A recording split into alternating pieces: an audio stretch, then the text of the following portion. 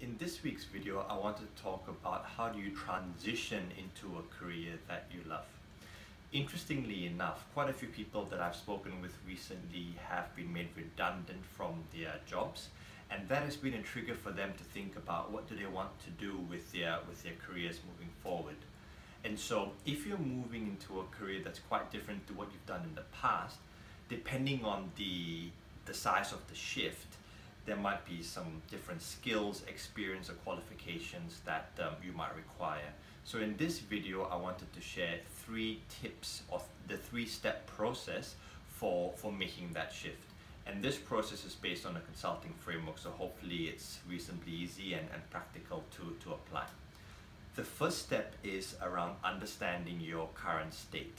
And this is really around understanding what your transferable skills are. So with most jobs, there are technical skills and non-technical skills. Your non-technical skills are most likely to fall into the transferable bucket, where they can move across into most roles out there.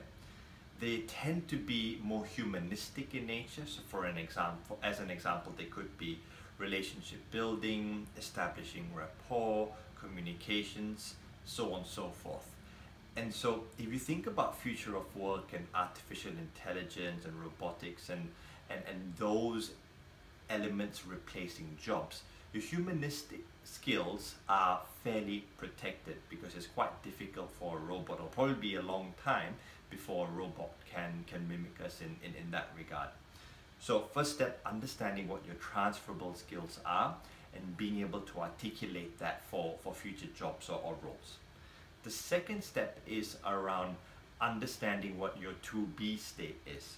So with this, I really mean what skills, experience and qualifications are required for the job that you're or role that you're after.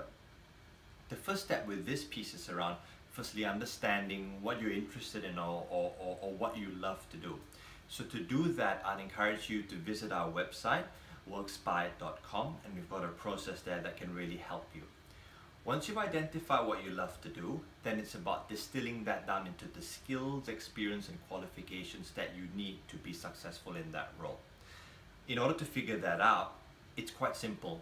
Research on the internet.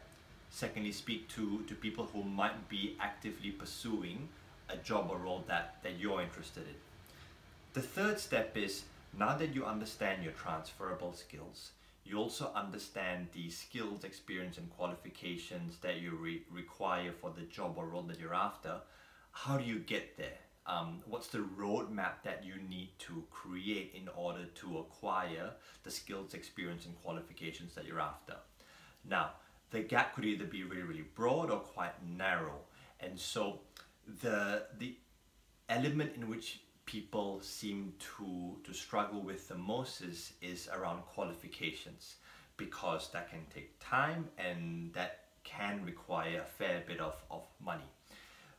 What I say to people is, I think we're really privileged now with the number of online universities that we have and the number of institutions who are offering free courses. So I think we can think quite differently about acquiring qualifications.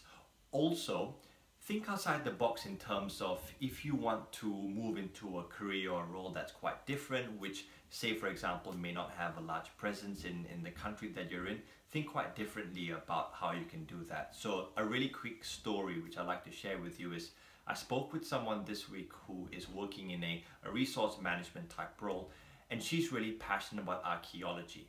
Her challenge is that in Australia there are very, very limited roles for someone who's interested in archaeology. So I said to her, I'm sure that, there's 23 million people in this country. There's bound to be others just like you who are passionate about archaeology, but are limited by opportunities. What if you can create a community that can then tap into opportunities outside, or you could organize a conference and bring in people from, Europe, the US, Asia, Africa, South America, that can really create a bit of a community and some buzz. I don't know what's going to come out of that, but thinking quite differently about how you can actually pursue what you're passionate about or interested in can help to unlock some pretty exciting things. To recap really quickly, To transition into a career that you're interested in or love, number one, understand what your transferable skills are. These can generally be more humanistic in nature. Secondly, understand the skills, experience, and qualifications that are required for the job or role that you're after. And thirdly, develop a roadmap and think quite creatively around how you can achieve that, and also think outside the box. Hope you enjoyed the video this week. Thanks for watching.